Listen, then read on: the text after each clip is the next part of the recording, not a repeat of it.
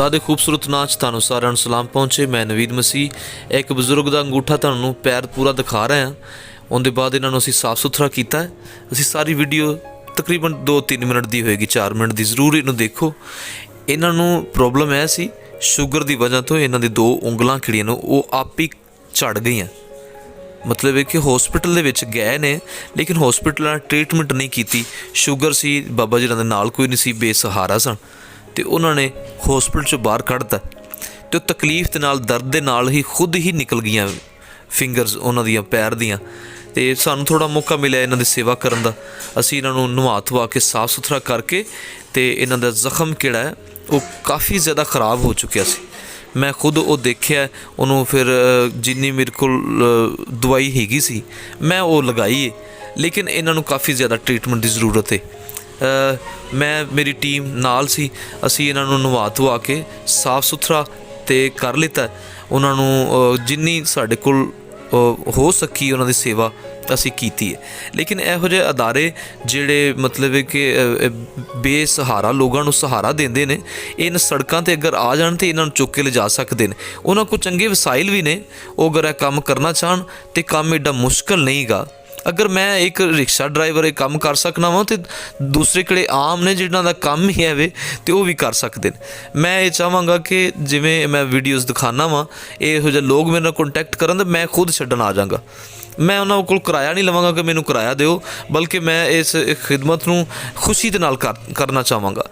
ये हुण बेसहारा बाबा है तो इनकी कटिंग वगैरह असी कीती है, इन्हां दी कोई हजामत भी थोड़ी कोई ताकि साफ सुथरे नज़र आन। तुसीं ये देख सकते हो वाज़ह तौर पर ये 2 ਉਂਗਲਾਂ एक किसी डॉक्टर ने नहीं कट्टियां, बल्कि खुद ही इन्हां दी दर्द दे नाल इन्हां दे गल के ते वो निकल गईयां बाहर।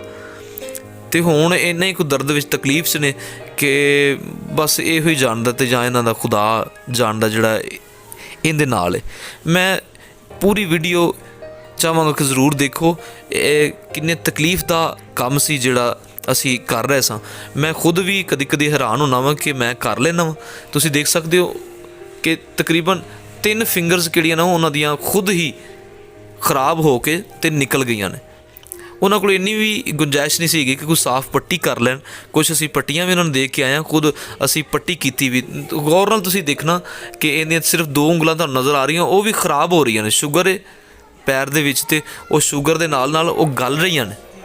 मैं ये चाहांगा कि ज़रूर इस बाबा जी दी हैल्प की जाए। कोई सरकारी बंदा मेरी आवाज़ सुनता है या कोई भी जिहड़ा खुदा दा बंदा इस खिदमत दे विच हैगा है, किन्नियां NGOs वगैरह ने, होर अदारे ने, वो ज़रूर इहदे नाल राबता कर लैन। अगर उहदे नाल अगर कॉन्टैक्ट करना चाहन तो इछरे दे कोल सी, इछरे दे सामने थाने दे कोल हैगा सी बाबा, तो हजे भी उत्थे ही है। तो अगर कोई राबता करना चाहे तो बड़ी अच्छी गल है, उत्थे ले जा के इन्हां दी सेवा की जाए। अगर मैं हॉस्पिटल ले जाना वा, हॉस्पिटल एडमिट करवाना वा, तो वो मेरे कोल भी यही तोक रखते हैं कि तू इहदे कोल बह जा। मैं अगर एक बंदे कोल बैठ गया तो होरां लोगों दे कोल भी मैनू जाना पेगा। अगर मैं इहदे कोल बैठ गया तो उन्हां कोल कौन जाएगा।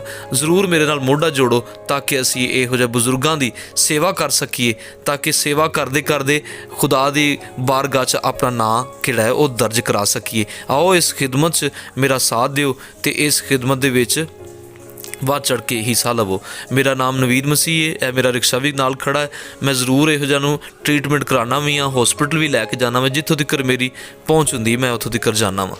बहुत शुक्रिया, सारी वीडियो देखो तो हो सके तो मेरे पेज नूं लाइक करो, शेयर करो, ताकि मैं इस खिदमत नूं, इस सेवा नूं अगे लैके जा सकां। बहुत बहुत शुक्रिया जी।